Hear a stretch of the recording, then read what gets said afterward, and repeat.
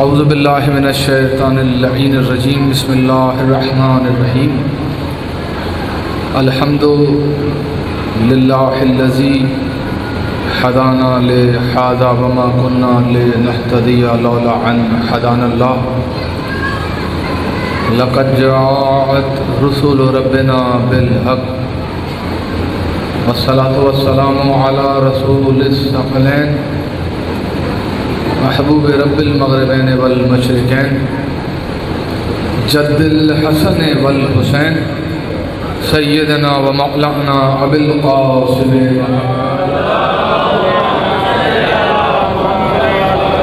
واہل بیتہ الطیبین الطاہرین الغر المیامین المعصومین المظلومین ولعنۃ اللہ علی اعدائہم وغاصب حقوقہم اجمعین من یومنا ھذا الی یوم الدین اما بعد فقط قال سبحانہ وتعالی فی کتابہ المبین و خطابہ المتین وہو اصدق القائلین وقولہ الحق بسم اللہ الرحمن الرحیم هو الذی بعث فی الامیین رسولا منہم یتلو علیہم آیاتہ ویزکیہم ویعلمہم الکتاب والحکمہ وان کانوا من قبل لفی ضلال مبین باواز بلندتر صلوات.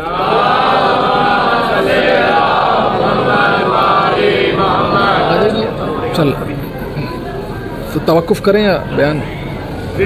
نعرہ حیدری، نعرہ تکبیر، نعرہ تکبیر، اللہ اکبر، نعرہ رسالت، یا رسول اللہ، نعرہ رسالت، یا رسول اللہ، نعرہ حیدری. میں نے قرآن مجید کی ایک بہت مشہور و معروف آیت کو سرنامہ کلام قرار دیا اور انشاءاللہ اسی آیت مجیدہ کو آئندہ 9 دنوں میں بھی سرنامہ کلام قرار دیا جائے گا.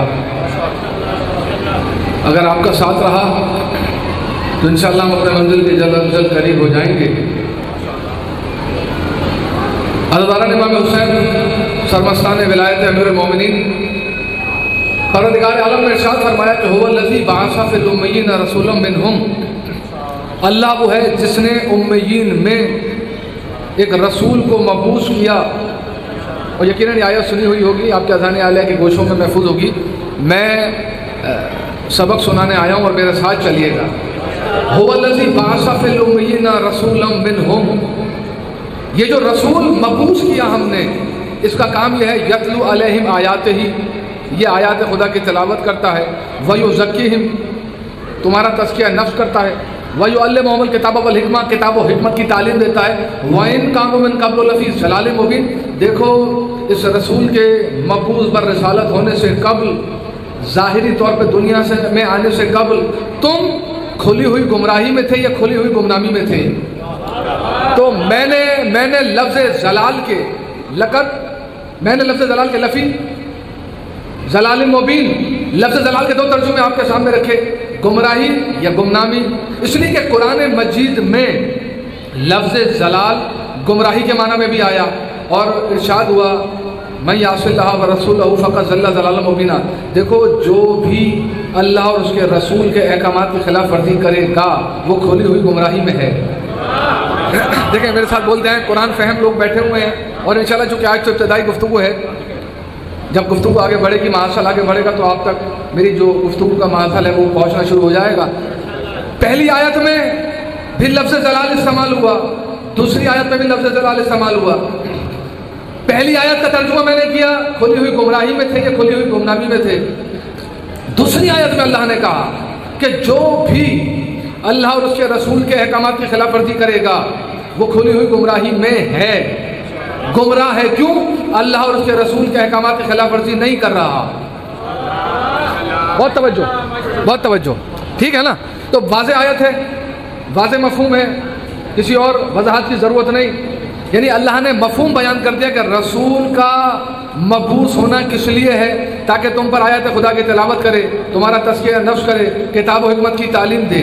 اب اللہ نے ان تمام احکامات کے پہنچانے میں ذات مصطفیٰ کو وسیلہ کیوں رکھا؟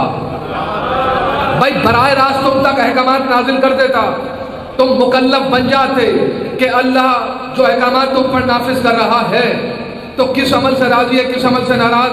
پریشانی تمہیں اس عمل میں آ کر ہوتی کہ میں نے جو ابھی عبادت کی, آیا اللہ اس عمل سے راضی ہوا یا ناراض. تمہیں خوشنودی پروردگار کا کوئی پیمانہ, کوئی پیرامیٹر پتہ نہ چلتا, اس لیے اس نے ہر احکامات کے نافذ کرنے میں ذات مصطفیٰ کی وسیلہ بنائی. توجہ موضوع نہیں, میرا موضوع دیکھیں, ہم شیعان حیدر کرار کا عقیدہ رسالت یہ, اور دیکھیں عظمت رسالت تو گفتگو ہوگی انشاءاللہ. عقیدہ رسالت یہ ہے کہ ہم کائنات میں ختم مرتبت خاتم النبیین کے متعلق یہ عقیدہ رکھتے ہیں کہ ہم نے اللہ کے بعد اگر کسی کو برتر مانا, اللہ کے بعد, تو ذات مصطفیٰ. تو میرا نبی جو سردار الانبیاء ہے, حسن اول ہے, خلق اول ہے, خلق اول ہے, گنتی کا پہلا عدد ہے, جو طٰہٰ ہے, جو یاسین ہے, جو مزمل ہے, جو مدثر ہے, جو عقل اول ہے, جو حسن اول ہے, جو علم اول ہے, جو کمال اول ہے, جو آیت اول ہے. تو ہمارا ختمی مرتبت پہ عقیدہ کیا ہے کہ ہم نے قرآن کو قرآن اس لیے مانا کہ میرے مصطفیٰ نے کہا یہ اللہ کی کتاب ہے تو ہے. میرے ساتھ چلو پیر محل والو بھائی, ہمارا ختمی مرتبت پہ عقیدہ یہ ہے کہ میرے نبی نے کہا یہ آیتیں جو زبان مصطفیٰ سے جاری ہو رہی ہے یہ قرآن مجید اللہ کی کتاب ہے, یہ کلام اللہ کا ہے. میرے نبی نے کہا, ہم نے مانا. بھائی ہم نے جبرائیل کو وحی کا امین اس لیے مانا کہ میرے نبی نے کہا جبرائیل وحی لایا تو لایا. بھائی میں اس سے بلند بات کر دوں, ہم نے علی کو ولی اس لیے مانا کہ میرے مصطفیٰ نے کہا علی ولی ہے تو ہے.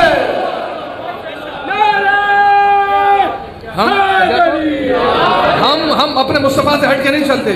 اور ہم بھائی میں کیا کروں, میری مجبوری ہے, میں ملا کی مانوں یا مولا کی مانوں.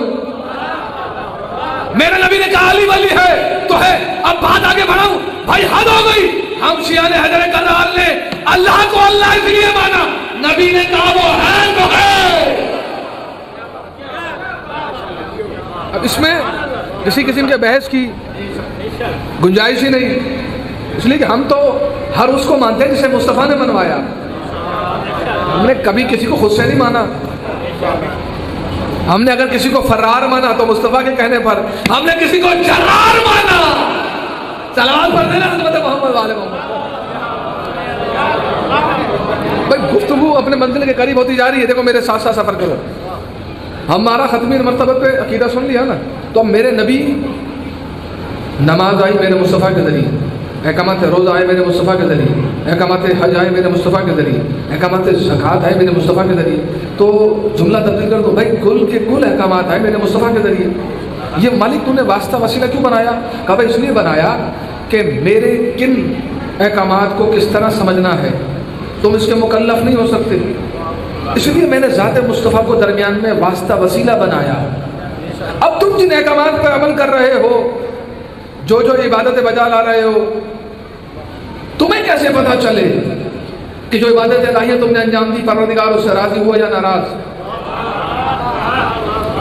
پوری مسلم امت کے پاس کیا کوئی یہ پیمانہ, پیرامیٹر, کسوٹی ہے کہ وہ اللہ کی رضا اور ناراضگی کو براہ راست جان لے؟ اس لیے کہ وہ اللہ جو ذہن میں آتا نہیں, فکر میں سماتا نہیں, طائر تخیل کی وہاں تک پرواز نہیں, نہ وہ زمانی ہے نہ مکانی.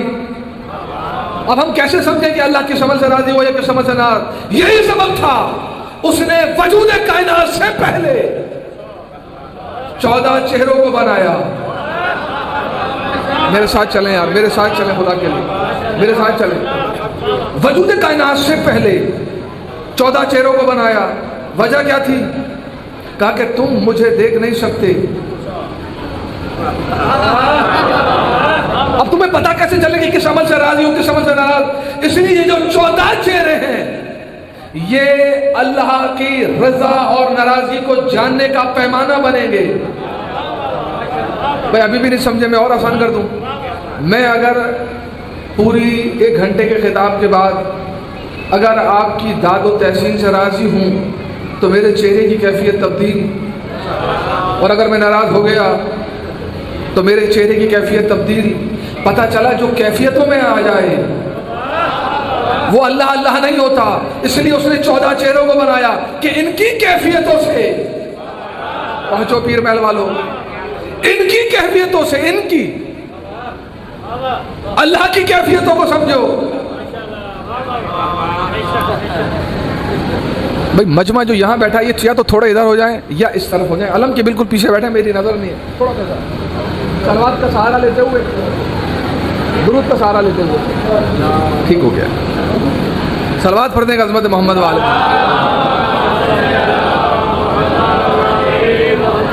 دیکھیں میں ابھی آپ لوگوں کے اذان عالیہ کا جائزہ لے رہا ہوں کہ آپ سننا کیا چاہ رہے ہیں، اس لیے آیت سے مربوط بھی ہوں، منسلک بھی ہوں، اور تھوڑا تھوڑا موضوعات کو گھما پھیرا رہا ہوں تاکہ آپ کے ذہنی سطح کا اندازہ ہو جائے۔ چونکہ ابھی 9 دن آپ سے مخاطب رہنا ہے تو انشاءاللہ 14 چہروں کو وجود دیا کائنات آدم و عالم سے پہلے، اس لیے تو نبی نے کہا تھا زبان محمد سے، یہ حدیث قدسی جاری ہوئی تھی کہ پروردگار نے ارشاد فرمایا کہ کنت کنزا مخفیہ، میں ایک چھپا ہوا خزانہ تھا، چاہا کہ پہچانا جاؤں، جو پہنچ گئے مولا انہیں سلامت رکھے، جو نہیں پہنچے انہیں پہنچاؤں گا۔ میرے نبی نے کہا اللہ کہہ رہا ہے مصطفیٰ میرا دل چاہا، میری حسرت ہوئی کہ میں پہچانا جاؤں، مالی تو نے کیا کیا، تو نے کیا کیا؟ کہا کمال اول کو بنایا۔ اب بنایا کیسے؟ اس لیے کہ میرے مصطفیٰ نے کہا اول ما خلق اللہ نوری، اللہ نے سب سے پہلے مجھ محمد مصطفیٰ کے نور کو خلق کیا۔ اب اگر پیر محل والوں نور اول سے پہلے کسی شے کا وجود مان لیا تو یہ حدیث غلط ہو جائے گی، ماننا پڑے گا کہ کائنات میں، عالم میں کوئی شے نہ تھی، لیکن وہ تھا جو ان 14 کو وجود دے رہا تھا۔ توجہ مبذول لیں۔ اب سوال یہ بنتا ہے کہ جب پروردگار عالم نے ان 14 انوار کو تخلیق کیا تو بنایا کیسے؟ جناب صاحب میں توجہات کا طالب ہوں، بھائی بنایا کیسے؟ اس لیے کہ جو تخلیق کے 4 درجے قرآن میں بیان ہوئے وہ چاروں کی امپلیمنٹیشن محمد والے محمد پر نہیں ہوتی۔ انی خالق بشرا من الطین، اے ملائکہ میں مٹی سے بشر بنانے والا ہوں۔ انا خلقنا الانسان من نطفۃ امشاج، میں نے انسانوں کو ماں باپ کے مخلوط پانی سے پیدا کیا۔ پھر کہا میں نے جبرائیل کو بھیجا مریم کے پاس، فتمثل لها بشرا سویا، تاکہ وہ ایک بشر پاک مریم کو عطا کرے۔ پہنچو پیر محل والو۔ تو جتنے تخلیق کے مدارج، جتنے تخلیق کے درجے، جتنے تخلیق کا کمال قرآن میں بیان ہوا، یہ 14 اس پہ پورے نہیں آتے، یہ ماورا ہے، تخلیق کے ان درجوں میں آ جائیں۔ اب سوال تو بنتا ہے مالک یہ بنے کیسے، تو نے تخلیق کیسے کیا؟ تو اللہ کہے گا محمد علی شاہ قاسم یہ بات اس لیے تو بیان نہیں کر سکتا کہ جب میں خلق کر رہا تھا یا میں تھا یا وہ تھے جو تخلیق پا رہے تھے، جو وجود میں آ رہے تھے، جو مکمل ہو رہے تھے، جو ظاہر ہو رہے تھے، جو بن رہے تھے۔ اب پوچھا تو جائے گا نا مالک بنایا کیسے؟ کہا کہ میں نے کیسے بنایا؟ رکو، میں آیا ہوں کراچی سے، کراچی میں ہے سمندر، تصور رکھنا محمد والے محمد بنے کیسے؟ میں نے آپ میں سے 14 لوگوں کو لے کے گیا کراچی، پوری بس بھر کے، ٹرسٹی کے ساتھ تھے۔ جب ہم کراچی پہنچے تو سیدھے پہنچے ساحل سمندر پر۔ خدا کے لیے جملے کو وصول کرنا ہوگا، نہیں کیا تو مجھے بہت دکھ ہوگا، اس سے سادہ سہل آسان میں بیان کر ہی نہیں سکتا۔ محمد والے محمد کی تخلیق ہوئی کیسے؟ یہ اللہ کے کمال کا مظہر کیوں ہے؟ اب جب ہم نے وہاں پہ بس روکی، سب کو لے جانا تو ممکن نہ تھا، میں نے موسیٰ کی سنت پہ عمل کرتے ہوئے 14 لوگوں کو منتخب کیا۔ اس نے 70 کو کیا تھا، میں نے 14 کو کیا۔ بھائی 14 کے ماننے والے ہیں تو 14 کو منتخب کیا۔ آج جب ہم ساحل سمندر پہ پہنچے، ایک بڑا برتن میں نے لے کے سائڈ میں رکھا، 14 افراد کو باری باری سمندر پہ بھیجا، کہ جاؤ یہ چھوٹی چھوٹی بالٹیاں، یہ ڈول سمندر کے پانی سے بھر کے لاؤ، میرے ساتھ چلنا پیر محل والوں، میرے ساتھ چلنا۔ سب گئے ساحل سمندر پر، سمندر میں ڈول ڈالا۔ اب سمندر جس کی وسعتوں کا کوئی اندازہ نہیں کر سکتا، اس میں جب ڈول ڈالا 14 ڈول نکالے، وہ لے کر میرے پاس آئے، میں نے کہا ایسے بڑے برتن میں منتقل کر دو۔ جب 14 ڈول بڑے پانی سے نکال کے، سمندر سے نکال کے اس بڑے برتن میں ڈالے گئے، تو اب رکھو اپنے سینے پہ ہاتھ اور سر پہ قرآن اور بتاؤ مجھے جو کمال سمندر کے پانی میں تھا، کہاں بیٹھے ہو پیر محل والو یار، کہاں بیٹھے ہو؟ جو کمال، جو نمکیات، جو صرف، جو منرلز سمندر کے پانی میں تھے، وہ ڈول نکالنے کے بعد اس بڑے برتن میں منتقل ہوئے یا نہیں ہوئے؟ لیکن کمال یہ ہے سمندر رہا، وہ 14 ڈول 14 رہے۔ مجھے نہیں پتا اللہ نے 14 کو کیسے بنایا، لیکن اس نے کہا میں نے بنایا اپنے نور سے، تو جو کمال اس میں تھا وہ 14 میں آیا۔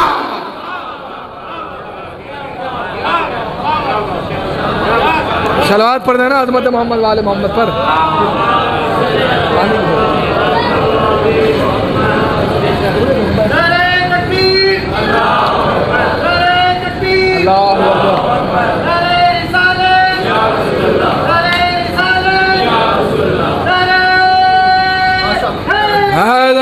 مل کر دیکھو بھائی، بات یہ ہے کہ خاندان اشتہار سے تعلق ہے، مجتہد کا پوتا ہوں اپنے وقت کے مجتہد، گھما پھرا کر 1 گھنٹہ پورا کرنا میرے لیے مسئلہ نہیں ہے، لیکن جب اتنا دور کا سفر طے کر کے آؤں تو کچھ تو محاصل آپ تک منتقل کروں۔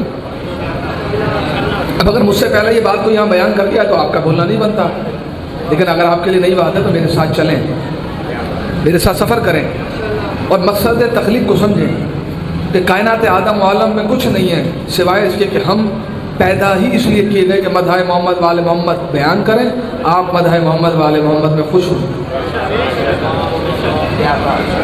اور کوئی درجہ نہیں ہے، کوئی مرتبہ نہیں کسی چیز کا سوائے اس عزاداری کے، اس فرش ادا کے۔ اب وہ جو تخلیق ہوئی ان کی، تو ایک حوالہ اہل سنت کا بھی دے دوں۔ علامہ قسطلانی نے اپنی کتاب المواہب دینیہ میں لکھا کہ جب اللہ کا ارادہ ہوا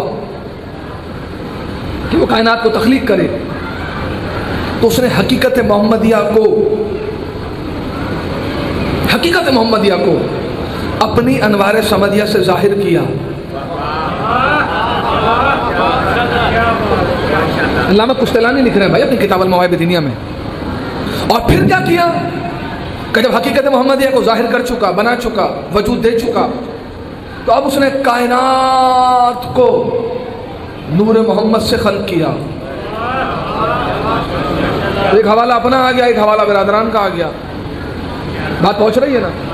اب اس نے کہا کہ میں چھپا ہوا خزانہ تھا، چاہا کہ پہچانا جاؤں، تو اللہ کی جتنی صفات ہیں وہ سب کی سب ہیں عین ذات، کوئی صفت بھی زائد بر ذات نہیں، لیکن مسئلہ یہ تھا کہ اس کی جتنی صفتیں تھیں، توحید کی جتنی صفتیں، قادر، حی، علیم، وہ وجود کے لحاظ سے تھیں قدیم، اس لیے کہ جب سے ذات توحید تھی، جب سے اس کی صفتیں تھیں، لیکن مسئلہ یہ تھا کہ وہ صفتیں وجود کے لحاظ سے تھیں حادث۔ پہنچو پیر محل والوں، جو پہنچ رہے مولا انہیں سلامت رکھے۔ سجاد صاحب، وجود کے لحاظ سے قدیم، ظہور کے لحاظ سے حادث۔ مالک یہ حادث اور قدیم کا فلسفہ کیا ہے؟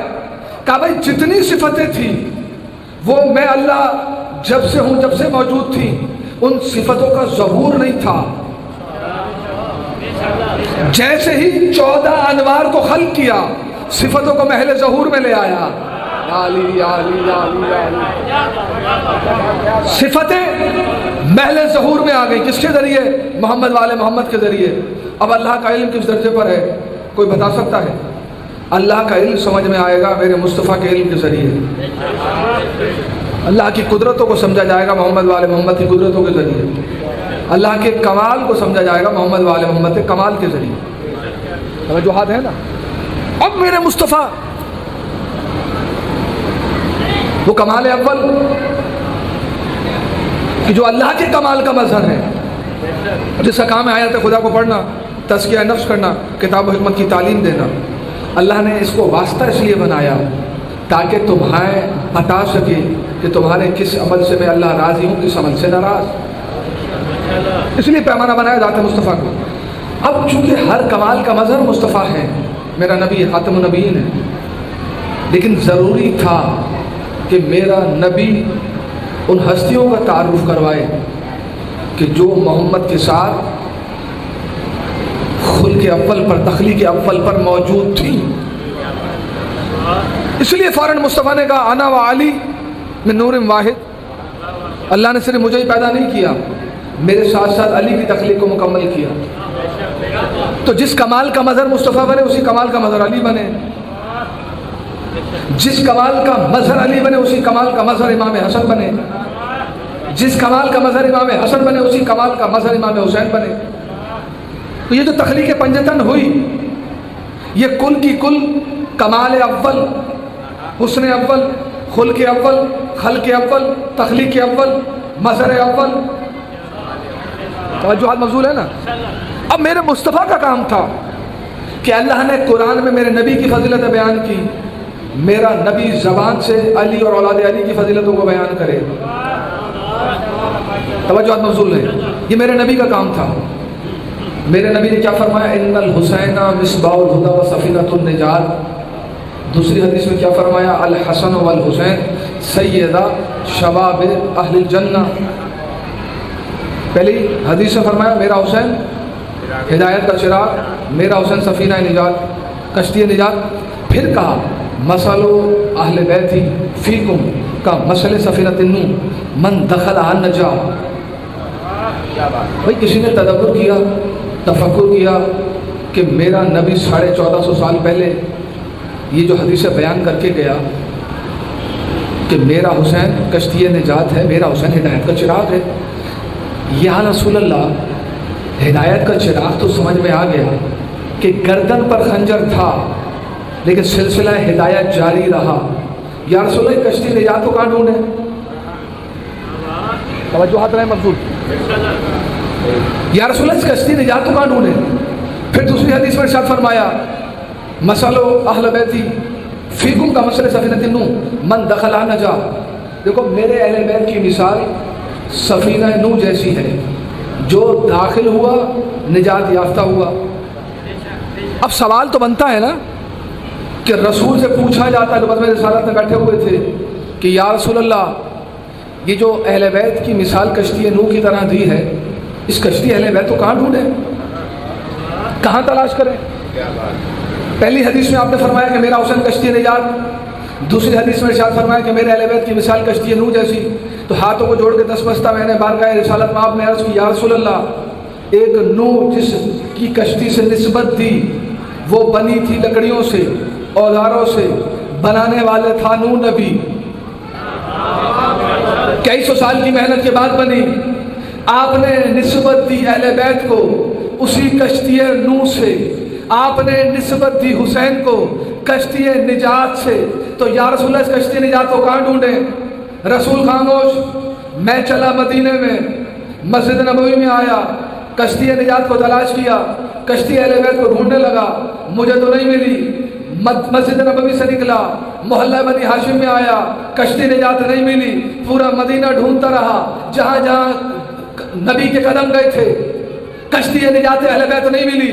وہاں سے نکلا کہ شاید کچھ دن کے لیے طائف گئے تھے، وہاں پر کشتی نجات ہو، کشتی نجات کو ڈھونڈا نہیں ملی. پھر جن جن مقامات پہ غزوات میں میرا مصطفیٰ گیا تھا کشتی نجات کو تلاش کرتا رہا، کشتی اہل بیت کو ڈھونڈتا رہا، لیکن کشتی اہل بیت نہیں ملی. وہاں سے آیا مکے، خانہ کعبہ نظر آیا، جیسے ہی نظر پڑی دوڑا اللہ کے گھر کی جانب، طواف کرتے کرتے کشتی اہل بیت کو ڈھونڈنے لگا، لیکن کشتی اہل بیت کشتی نجات نہیں ملی. خانہ کعبہ کی چھت پر آیا، شاید کشتی نجات کشتی اہل بیت موجود ہو، لیکن کشتی اہل بیت کشتی نجات نہیں ملی. بھائی وہاں سے مقام مینا پر آیا. میرے ساتھ تو چلو، میرے ساتھ تو چلو، میرے ساتھ تو چلو دوستو، بالکل نئی فکر سے روشناس کرا کے جاؤں گا. بھائی خانہ کعبہ سے मकाम मिना पर आया, कश्ती निजात नहीं मिली। भाई कितना अजीम मुकाम है कि एक बाप जो नबी था अपने मासूम बेटे को लिटाकर अल्लाह की राह में उसी मकाम पे कुर्बान कर रहा था, वहीं आके खड़ा हुआ, बारगाह रब्बू भी अपने दर से सवाल बुलंद किया। मालिक मदीना छान मारा, कश्ती अहले बैत नहीं मिली। ताइफ आया, कश्ती अहले बैत नहीं मिली। मकाम बदर पे गया, कश्ती अहले बैत नहीं मिली। मकाम उहद पे गया, कश्ती अहले बैत नहीं मिली। मकाम खैबर पे आया, कश्ती अहले बैत नहीं मिली। अब आ गया तेरे शहर में मक्का, तवाफ किया, कश्ती अहले बैत नहीं मिली। मकाम मिना पे आया, कश्ती अहले बैत नहीं मिली। अल्लाह ने कहा थोड़ा सा और आगे चल। एक माँ ने अपने बेटे को लिटाकर पानी की तलाश में एक पहाड़ी से दूसरी पहाड़ी पे दौड़ना शुरू किया था, शायद इस मकाम पे कश्ती अहले बैत मिल जाए। भाई मैं भी दौड़ने लगा, सफ़ा से मरवा, मरवा से सफ़ा के दरमियान, लेकिन कश्ती अहले बैत नहीं मिली। तारीख में ढूंढा, तारीख खामोश। सहाबा को देखा, सहाबा खामोश। रुज़वानुल्लाह ताला अलैहिम अजमईन, सब के सब खामोश। सवाल तो बनता है ना कि यार सुने कश्ती अहले बैत है कहाँ। अब फिर चलते हैं कससुल अंबिया की जानिब। भाई नूह नबी रुके रहना इसी मकाम पर कि कहीं कश्ती अहले बैत नहीं मिली, लेकिन कश्ती अहले बैत नबी छोड़ के तो गया है, इसलिए कि मेरे नबी की कोई भी बात अबस नहीं होती, बेकार नहीं होती। कश्ती अहले बैत है और आज उस कश्ती अहले बैत को तलाश करके अपने जिक्र को यहीं पे मुकम्मल कर दूंगा। कल गुफ्तगू इसी मुकाम से आगे बढ़ेगी। भाई कश्ती अहले बैत है कहाँ, रुके रहना इसी मकाम पर। नूह नबी, मिसाल दी नबी ने नूह की, तो अब मैं क्या करूँ। अल्लाह ने कहा है नबी वस्नाउल फुल्का, मेरे हुक्म से एक कश्ती बनाओ मेरी नज़रों के सामने। कोई नज़रें थी जिनके सामने कश्ती नूह बन रही थी, तो अल्लाह का हुक्म था मालिक बनाऊं कैसे। अब तारीख है कि नूह ने, कससुल अंबिया में इख्तलाफ है, कुछ रिवायत कुछ है, एक रिवायत कुछ है, कहा कि खजूरें खाई और उनकी गुठलियों को ज़मीन में बो दिया और इंतज़ार किया कि कब वो तनावर दरख्त बने और मैं इन खजूर की लकड़ियों से कश्ती निजात को तैयार करूं। तो क्या दुनिया में कोई ऐसा कश्ती बनाने वाला है जो ये दावा करे कि मैं खजूर की लकड़ियों से कश्ती बना लूं। लेकिन ये अल्लाह है, अल्लाह का हर काम हिकमत से खाली नहीं होता। भाई कश्ती नूह के लिए दरख्त तैयार हुए, अब इन्हें काटे कैसे, बनाए कैसे। तो अल्लाह ने जिब्रील को भेजा और एक आरा बनाने का तरीका बताया कि किस तरह से लकड़ियों को काटा जाएगा, किस तरह से ढाला जाएगा। जिब्रील की दी हुई तालीम के बाद नूह ने कश्ती निजात को बनाना शुरू किया। जब कश्ती निजात तैयार हो रही थी तो कौम के अफराद नूह को देखते हुए गुजरते थे और ये तंज करते थे, ऐ नूह नबी क्या तेरी रिसालत नहीं चली, क्या तूने रिसालत का काम छोड़ के ये काम शुरू कर दिया। कोई गुजरते हुए कहने लगा, नूह नबी इतनी बड़ी कश्ती को बनाने के लिए दरिया भी बना ले, इसे कहाँ चलाएगा। नूह कश्ती बनाने में मसरूफ रहा और जब कश्ती नूह तैयार हो गई, बन गई, तो अब इंतजार था उस वक्त का कि जब अल्लाह का हुक्म हो, तूफान आए और सबको कश्ती नूह पे सवार करें। जैसे ही सारा माशल छोड़ दिया, जैसे ही तनूर में से पानी निकलने लगा, उबलने लगा, नूह ने आवाज़ लगाई। जितने भी 14, 15, 17, 18 साहिबान ईमान थे दौड़े कश्ती निजात की जानिब। चरिंद परिंद हैवानात हशरातुल अर्ज़ दौड़े दौड़े आए कश्ती नूह में। नहीं आया तो वो जिसे निस्बत थी नूह नबी से, एक बेटा एक ज़ौजा। पता चला निस्बत काम नहीं आती जब तक नबूवत पर ईमान न हो, जब तक नबूवत पर ईमान न हो। अब जैसे ही कश्ती में सवार हुए, कश्ती चलने लगी। कमाल जानते हो इस कश्ती का क्या था? भाई कमाल ये था कि अल्लाह ने इस कश्ती को बनाने में किसी गैर मासूम से मदद नहीं ली। नूह नबी जो मासूम था इस कश्ती निजात को बनाता रहा। अब फिर चलते हैं मक्के। मैंने कहा मालिक नूह ने कश्ती बनाई, बनाने वाला था नूह नबी।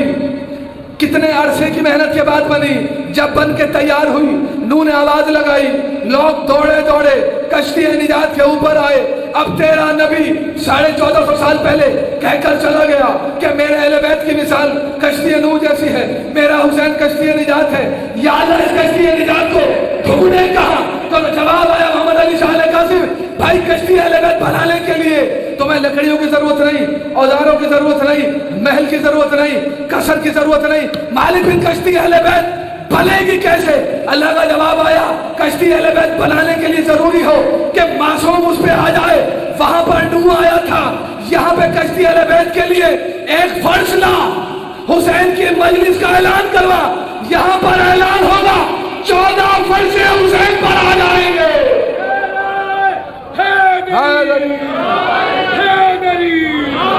محمد و آل محمد پر بلند تر صلوات.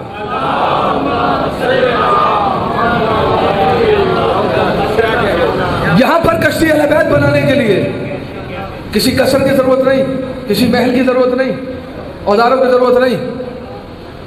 کسی جنگل میں, بیابان میں, کسی میدان میں ایک فرش حسین بچھاؤ, ایک منبر حسین نصب کرو, حسین کی مجلس کا اعلان کرواؤ. یہاں اعلان ہوگا نہیں کہ 14 اس فرش حسین پر آ جائیں گے. اب جیسے 14 اس فرش حسین پر آ گئے, یہ کشتی نجات اہل بیت بن گئی. کہاں بیٹھے ہو پیر محل والوں؟ یہ کشتی نجات اہل بیت بن گئی. اب کمال کیا تھا بھائی؟ یہی تو کمال تھا اس کشتی نوح کا کہ نوح نے اس کشتی کو چلانے سے پہلے, پانی کی لہروں میں لے جانے سے پہلے اعلان کیا جو بھی صاحبان ایمان ہیں وہ کشتی نجات پر آ جائیں. یہی کام ہر امام بارگاہ میں دنیا بھر کے اندر منتظمین کرتے ہیں کہ اے دنیا والوں, کشتی نجات اہل بیت بن گئی, اپنے کام چھوڑ کر کشتی نجات پر آ جاؤ. نعرہ حیدری.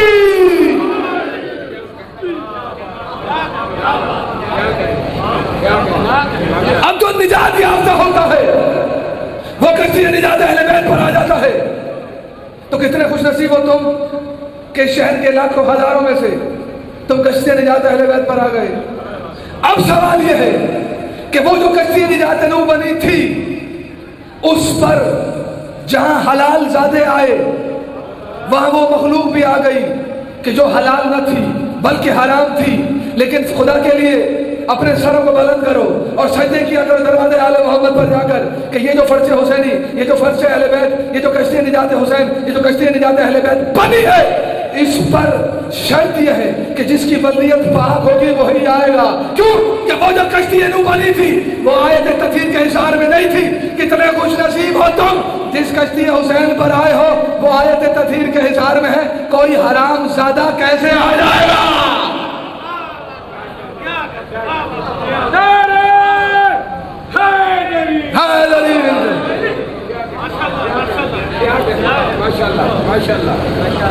وہ کشتی نوح.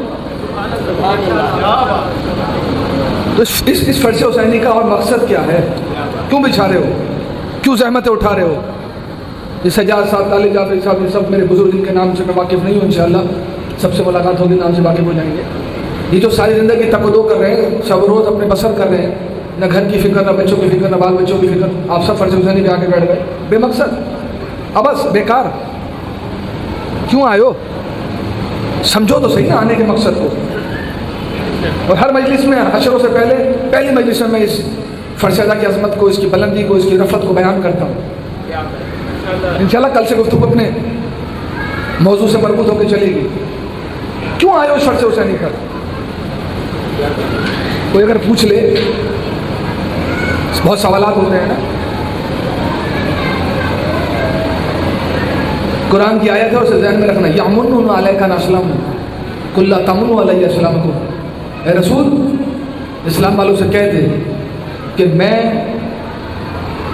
یامنون علیک ان اسلموا, تمہارا اسلام لانا مجھ مصطفیٰ پر احسان نہیں. تو جب تمہارا اسلام لانا میرے مصطفیٰ پر احسان نہ ہوا تو اسلام کے تحت انجام دی جانے والی عبادت ذات مصطفیٰ پر احسان کیسے ہو گئی؟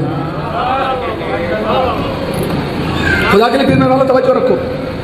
بہت خوبصورت بات کرنے لگا ہوں. یہ بات تو سمجھ میں آ گئی کہ یہ فرش حسینی کشتی نجات ہے, کشتی اہل بیت ہے, وہ کشتی کہ جس کے لیے میرا رسول 1450 سال پہلے کہہ گیا. اب سوال یہ ہے کہ جب کل اسلام لانا احسان نہ ہوا تو پھر احسان ہے کیا؟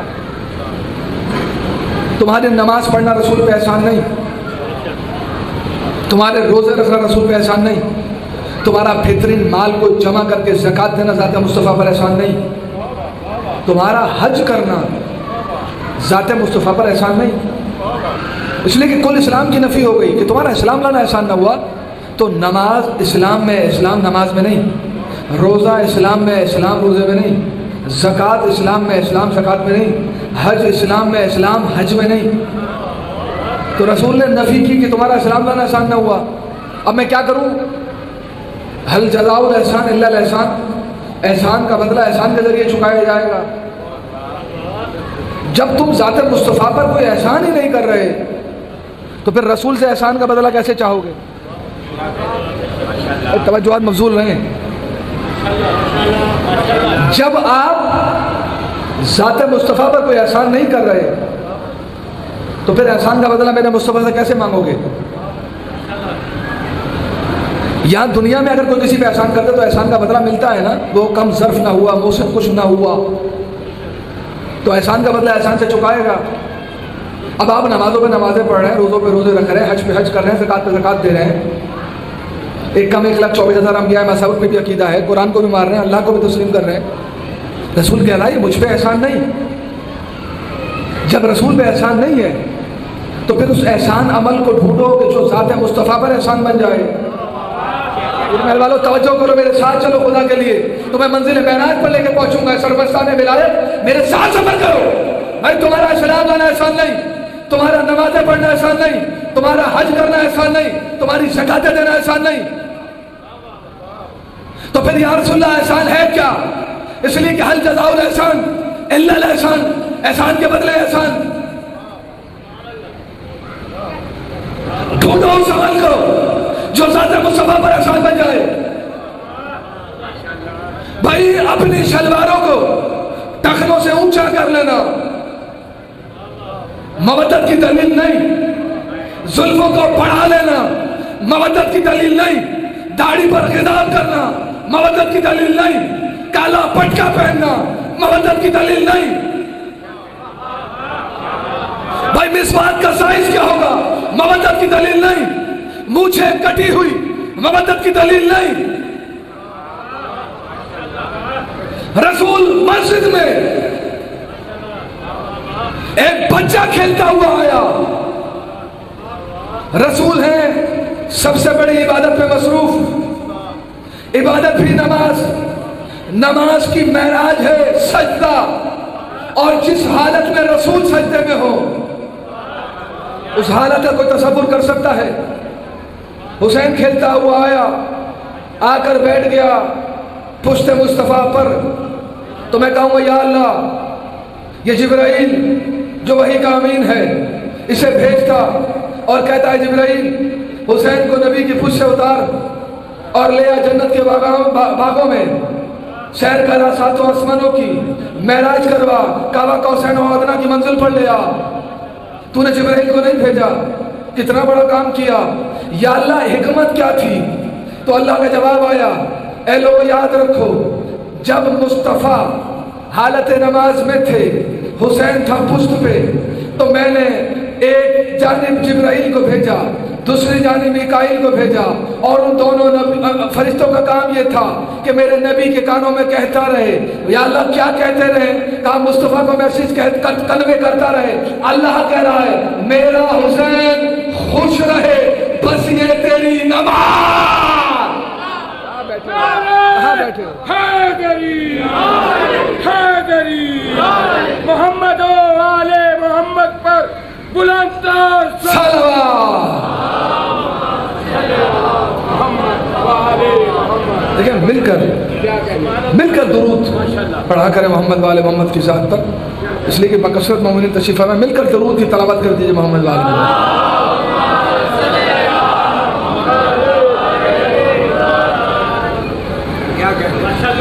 یعنی نماز کو معراج ملی میرے نبی کے ذریعے. حسین پشت مصطفیٰ پر اتارنے والا کوئی نہیں. ایک تکبیر سے لے کر 72-74 تکبیروں تک رسول کہتا رہا. کیا کہتا رہا؟ سبحان ربی الاعلی و بحمدہ، سبحان ربی الاعلی و بحمدہ، سبحان ربی الاعلی و بحمدہ. कौन कहता रहा कायनात का सबसे बड़ा रसूल? हुसैन कुछ से नहीं उतरे जब तक हुसैन की अपनी मर्जी ना हुई। आइए अब्बास हदीस साहब सलावत पढ़ दें मोहम्मद वाले मोहम्मद की रात पर।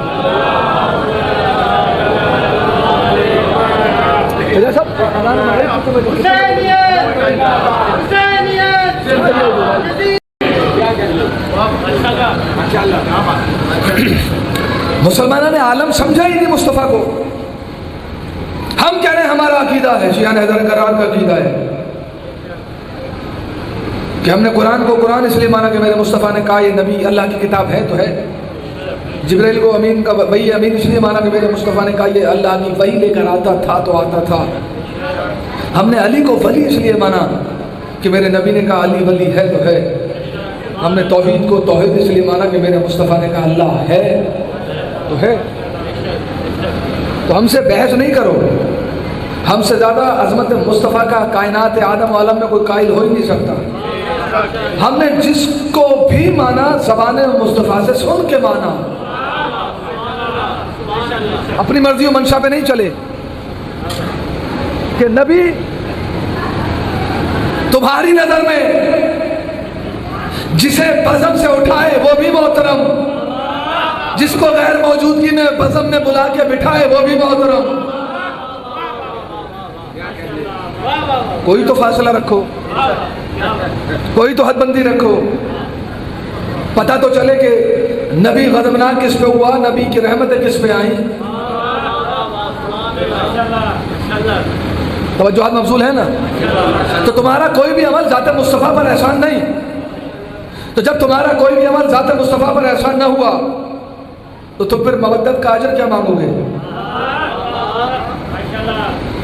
ये कहोगे या रसूलल्लाह हम सुबह से लेकर रात तक मगरिबैन तक नमाज़ों पे नमाज़ें पढ़ते रहे, ना मौसम देखा ना माहौल देखा।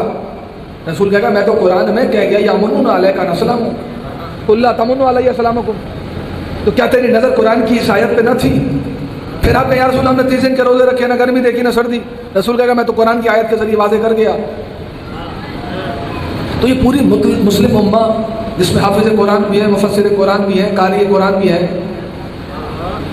बड़े बड़े दर्जे के मुसलमान हैं, क्या कुरान की इस आयत को नहीं पढ़ते कि तुम्हारे सारा अमल एक तरफ होगा लेकिन नबी मुश्ताक होगा इस बात का कि जिस बात को मैं चाहता था तुम अंजाम देकर आए हो या नहीं आए। फिर मैं वालों खुदा के लिए तवज्जो रखो। मुझे नहीं पता कौन समझ गया, किसके जहन से ये बात ऊपर तले गुजर गई। खुदा के लिए तवज्जो। भाई मदीना मस्जिद नबवी, रसूल बैठे मिंबर पे, ऐसे में बच्चा मस्जिद में दाखिल हुआ, रसूल इस आयत की तिलावत कर रहे थे। एक सहाबी दरमियान से खड़ा हुआ और उठ के कहने लगा या रसूलल्लाह आपने तो बहुत वाज़ेह तौर पे कह दिया कि हम जो अमल अंजाम दे रहे हैं माथे पे निशान पड़ गए। आपने कहा एहसान नहीं, घुटनों में दर्द हो गया। आपने कहा एहसान नहीं, कमर में खम आ गया। आपने कहा एहसान नहीं, हमने ना मौसम देखा ना वक्त देखा। आपके कहने में नमाजें पढ़ी, रोजे रखे, हज किया। कोई भी अमल ना आप पे एहसान ना अल्लाह पे एहसान, तो फिर हम ऐसा क्या करें जो आप पे भी एहसान बन जाए, जो अल्लाह पे भी एहसान बन जाए। पीर महल वाला सर उठाओ। रसूल ने हुसैन को अपने करीब बुलाकर अपने आगोश में बिठाया, जुल्फों पे हाथ फेरते हुए कहने लगे मन बका अलल हुसैन फकद हसना बिन नबी व फातिमा। तुम में आज से लेकर वक़्त क़यामत तक जो भी हुसैन का जिक्र करे या जिक्र का एहतमाम करे उसका मुझ पे भी एहसान, मेरे अल्लाह पे भी एहसान।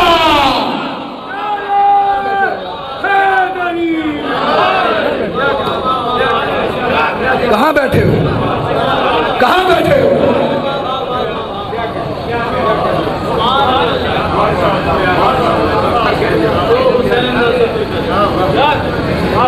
मन बका अलल हुसैन फकद अहसन बिन नबी व फातिमा। अभी भी कुछ लोगों के होठ ऐसे चिपके हुए जैसे सीए पे होते हैं ना लोगों ने होठ। अब भी अगर ना बोले तो फिर तुम्हें अल्लाह ही बुलवाएगा। भाई मेरे तो बस की नहीं है। मेरा काम है फजीलतों को बयान करना, मेरा काम है छुपे हुए गोशों को तुम्हारे सामने पिन्हा करना, जाहिर करना, अया करना, पिन्हा नहीं अया करना। अब भी अगर ना बोले तो तुम्हारा मुकद्दर जाने तुम जानो। رسول نے فرمایا عباس حیدری بھائی بہترین مداح کا مولا کے، اور ہمارے شہر میں بہت سال آئے، مولا نے سلامت رکھے۔ بہت عرصے کے بعد ان سے ملاقات ہوئی۔ من بکا علی الحسین فقط احسن بالنبی و بفاطمہ، تمہارا مجلس حسین میں آنا احسان، تمہارا ذکر حسین منعقد کرنا احسان، تمہارا مجلس حسین میں بیٹھنا احسان۔ اب ایک فرق اور سن لو اور ربط مسائل، پھر مجھے اجازت دو، کل انشاءاللہ اسی مقام پر، اسی جگہ پر، اسی وقت انشاءاللہ حاضر خدمت ہو جاؤں گا۔ سجاد صاحب بڑا عظیم کام کر رہے ہیں آپ لوگ، کیا نبی پر احسان کر رہے ہیں بھائی؟ عباس بھائی نبی پہ احسان کر رہے ہیں آپ۔ جو ذکر حسین بیان کر رہا ہے وہ بھی مصطفیٰ پر احسان کر رہا ہے، جو بیان کرنے کا ذرائع فراہم کر رہا ہے۔ اب کمال کیا ہے، عبادتوں میں فرق کیا ہے؟ وہ جو عبادت ہے نا جو مسجد میں ہو رہی ہے، اس عبادت کو جب ہم انجام دینے لگے، میں آیا بہت دور کا سفر کر کے، خرامہ خرامہ تم تراک انداز سے چلتے چلتے سب لوگوں کو دکھاتا ہوا مسجد میں گیا، بآواز بلند آواز میں تکبیر کہی، اللہ اکبر، زور زور سے نماز پڑھی، باہر آ گیا۔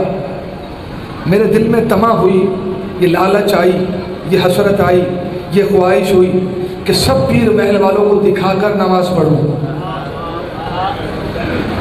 تو یہاں سے لے کر پورے پاکستان کے مولوی اور یہاں سے لے کر قم نجف تک سب کے پاس چلتے ہیں، پوچھیں ان سے کہ قبلہ یہ جو نماز سید محمد علی شاہ علیہ قاسم العلوم نے پڑھی، اس نماز میں، اس عبادت میں تھا دکھاوا، اور جس عبادت میں دکھاوا آ جائے، ریا آ جائے، بناوٹ آ جائے، وہ عبادت قبول نہیں ہوتی، وہ عبادت نہیں رہتی۔ تو جتنی عبادتیں ہیں اسلام میں نافذ، اگر ان میں دکھاوا آ گیا، بناوٹ آ گئی، ریا آ گئی، وہ عبادتیں اللہ کہہ رہا ہے منہ پہ مار دوں گا، بیکار ہو جائیں گی۔ لیکن ذرا پھر چلتے ہیں مدینہ مسجد نبوی، رسول نے عجیب جملہ ارشاد فرمایا، دیکھو من بقال الحسین فقط احسن بالنبی و بفاطمہ، جو بھی حسین کا ذکر کرے یا ذکر کا اہتمام کرے، ذکر بیان کرے، اس کا مجھ پہ احسان۔ اب آگے حدیث کو بڑھاتے ہوئے رسول نے فرمایا، دیکھو جو بھی تم میں حسین کی مجلس میں آ کر بیٹھے، جب حسین کے فضائل بیان ہو تو ہاتھ اٹھا کر خوش ہو، اس کا بھی ہم پہ احسان، اور جب حسین کے مسائل بیان ہو، اگر اسے رونا نہ آئے لیکن رونے جیسی شکل بنائے،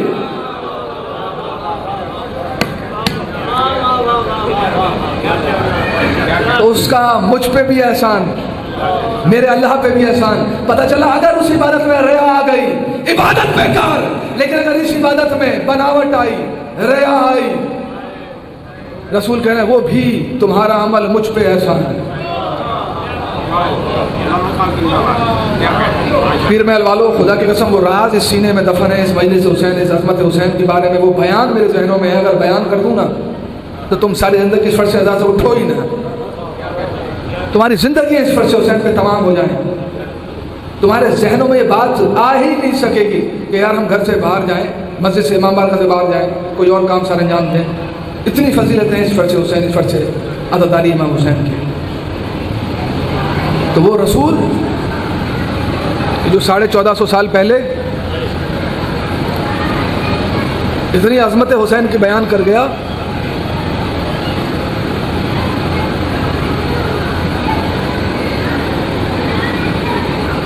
کہ رسول